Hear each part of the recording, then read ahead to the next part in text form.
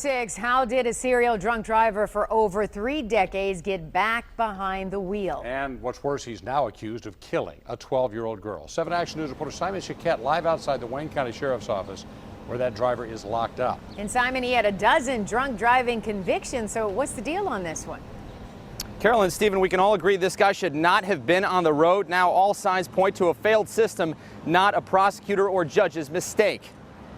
Unfortunately, there's no way to prevent somebody from getting behind the wheel if they intend to. Gary Wilson is a former assistant Wayne County prosecutor and current DUI defense attorney for nearly 30 years. He explains how current laws make it possible for people to keep driving illegally once they've served a max sentence of just 5 years if no one was hurt or killed, regardless of how many times they break the law. That's it. If you have 3 or 10 drunk driving convictions, the maximum you can get is 5 years. Charles James Cahill Jr. is now charged with second-degree murder. He's facing life in prison and held without bond after the death of 12-year-old Victoria Mack. She was killed when Cahill Jr. allegedly was drunk and speeding at more than 80 miles an hour the night of July 27th in Sumter Township. Police say his blood alcohol content was .203. That's nearly 3 times the legal limit when he rear-ended a Chrysler minivan that she was in.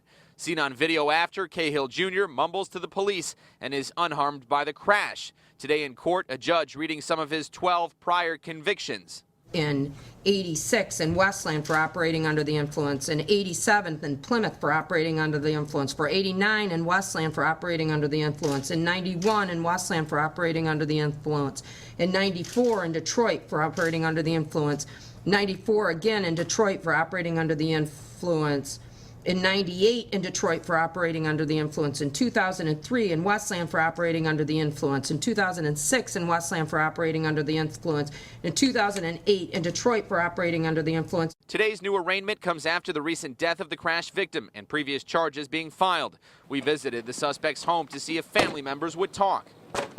Despite our attempts, no one answered. We've learned Cahill Jr. was last discharged from parole in 2012. He's been in and out of jail, but his vehicle never outfitted with an ignition interlock to prevent him from driving.